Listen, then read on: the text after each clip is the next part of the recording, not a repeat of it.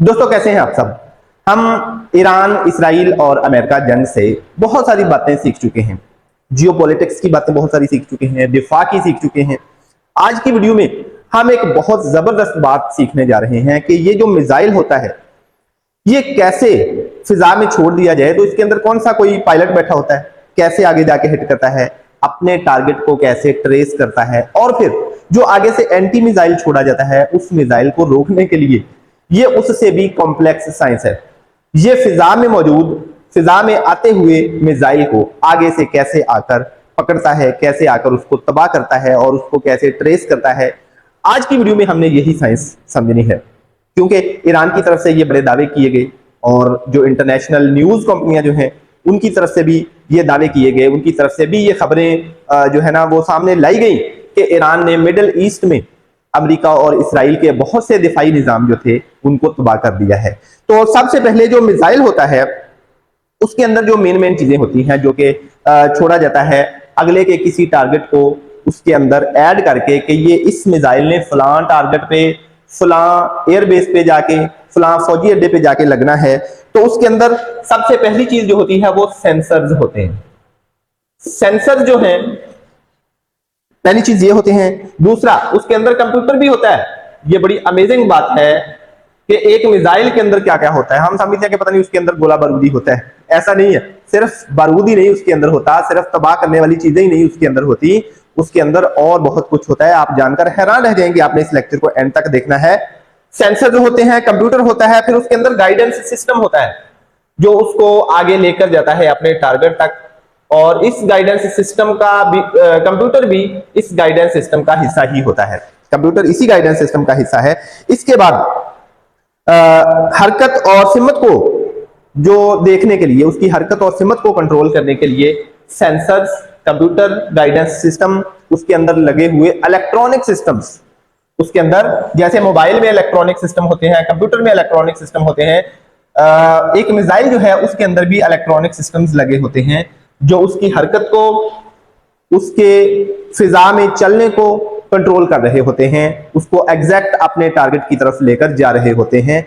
तो ये चीजें एक मिसाइल के अंदर होती हैं। और फिर अगली चीज, आखिरी चीज जो उसके अंदर सबसे अहम होती है, जिसकी वजह से उस मिसाइल को छोड़ा गया होता है, वो उसका वार हेड होता है। उसके अंदर लगा हुआ वो मटेरियल होता है, वो बारूद होता है जिसने आगे जाकर तबाही मचानी होती है। तो ये वार हेड्स की भी एक अलग साइंस है, वो हम किसी और लेक्चर में समझेंगे।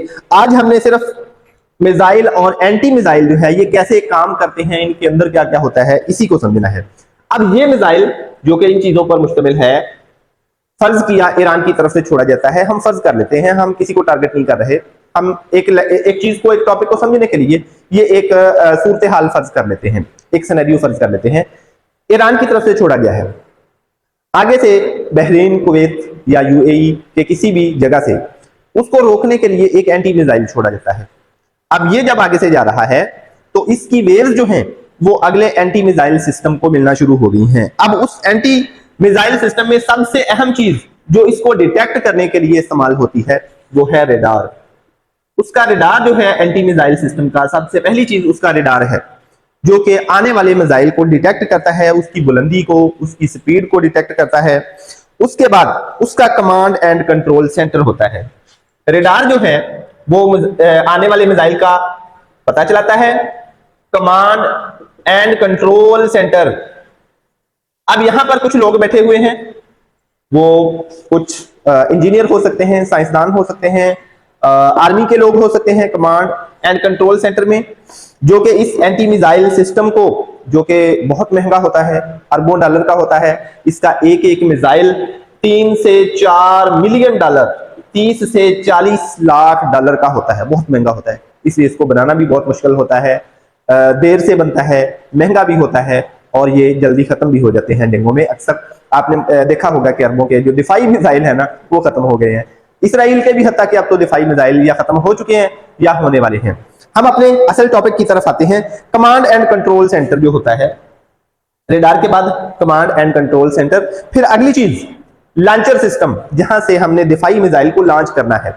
ये लॉन्चर सिस्टम जो है जमीन में नस्ब हो सकता है, किसी ट्रक के ऊपर, किसी गाड़ी के ऊपर, किसी रेड़े के ऊपर नस्ब हो सकता है। हमने वैसे ऑन लाइटर नोट कहा है रेड़े के ऊपर। तो नस्ब हो सकता है कहीं भी जहां से दिफाई मिसाइल को हमने लॉन्च करना होता है। अब दिफाई मिसाइल को लॉन्च हमने करने वाली अगली चीज लॉन्चर सिस्टम हो गया। ये जो दिफाई मिसाइल है, अब इसको अब हम कहते हैं, इसको कहा जाता है इंटरसेप्टर मिसाइल।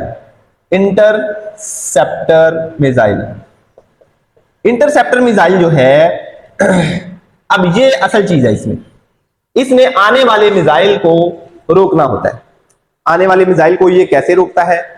ये आने वाले मिसाइल को जब लॉन्चर से ये छोड़ा जाता है तो आने वाले मिसाइल को ये फिजा में तबाह करता है, या उसके करीब जाके धमाका कर देता है खुद, या फिर उसके साथ टकरा जाता है जिससे वो फिजा में ही तबाह हो जाता है।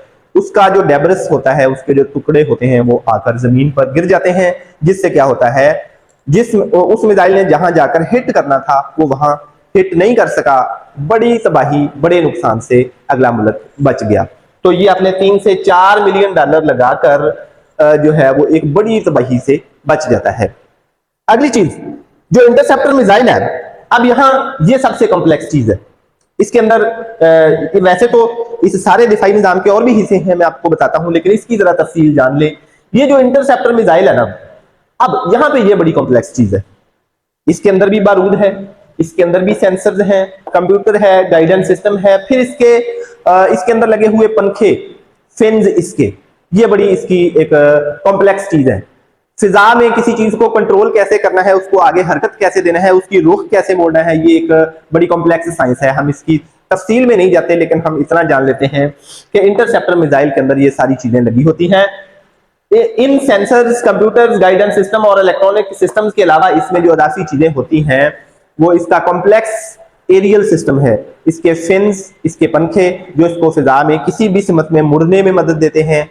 मिसाइल किसी भी सिमत में जा रहा हो, अपना रुख सिमत तब्दील करके जा रहा हो, ये उसके पीछे जाकर उसको पकड़ लेता है, उसको तबाह करता है। इंटरसेप्टर मिसाइल जो है, तो वो कैसे पकड़ता है उसको, कैसे उसका पीछा करता है ये, तो ये उसका ये जो कॉम्प्लेक्स सिस्टम है, उसका एरियल सिस्टम, नेविगेशन सिस्टम, उसके पंखे, उसके फिन्स, ये उसको कंट्रोल करके, उसकी सिमत को कंट्रोल करके, स्पीड को कंट्रोल करके अगले आने वाले मिसाइल में टकराने में मदद देते हैं।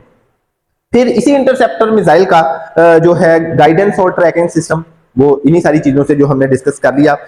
और फिर अगली चीज, ये जो है, ये दोनों मिसाइल जो हैं, दिफाई मिसाइल भी और ये भी, ये नेट को भी यूज कर रहे होते हैं, इंटरनेट को, ग्लोबल पोजिशनिंग सिस्टम, जीपीएस को इस्तेमाल कर रहे होते हैं अपने टारगेट का पता चलाने के लिए। यूं एक मिसाइल और एक एंटी मिसाइल जो है ये काम करते हैं। अगर ये ना हो तो ये जहां जाता है वहां जाकर लगता है, तबाही मचाता है। और बात बात इसकी तबाही, अगर खुदा न खास्ता ये आबादी वाले इलाके पे गिर जाए, किसी फौजी अड्डे पे गिर जाए, किसी एयरबेस पे गिर जाए, तो ये तबाही जो है वो कई लाख डॉलर या कई अरब डॉलर भी हो सकती है। जैसा कि एक दिफाई मिसाइल छोड़ने का जो खर्चा है वो 30 से 40 लाख डॉलर है। तो खुदा ना खास्ता अगर ये मिसाइल कहीं जाके लगता है तो इससे कहीं बड़ा नुकसान भी हो सकता है। लेकिन बाज़ औक़ात नुकसान दिफा जो है वो इससे ज्यादा महंगा पड़ रहा होता है। इसलिए दिफाई निज़ाम जो है, ये वाले मिसाइल जो हैं, दिफाई सिस्टम जो हैं, वो इंडस्ट्री में जल्दी बनते भी नहीं है। उनको बनाने के लिए बड़ी ही एग्जैक्ट इंजीनियरिंग, बड़ी ही कॉम्प्लेक्स इंजीनियरिंग चाहिए, बड़े ही परफेक्ट तजर्बात चाहिए, बड़े ही परफेक्ट एक्सपेरिमेंट्स चाहिए, ताकि उनमें बिल्कुल भी किसी किस्म की गलती ना हो अगले आने वाले मिसाइल को गिराने में। तो इसी सिलसिले को जारी रखते हुए हम मजीद चीजों को भी गहराई से समझेंगे। आपने अपने भाई के चैनल के साथ जुड़े रहना है। हम जियो politics, facts, stories, historical stories, Islamic stories, उस पर आपके साथ वीडियो शेयर करते रहते हैं। अपने भाई के चैनल के साथ जुड़े रहना है। नॉलेज बांटने से बढ़ता है, वीडियो को किसी न किसी के साथ शेयर कर दें ताकि इससे आपके साथ साथ दूसरों को भी नॉलेज मिले। अगली वीडियो तक के लिए भाई को इजाजत दीजिए। Wish you all the best, love you all.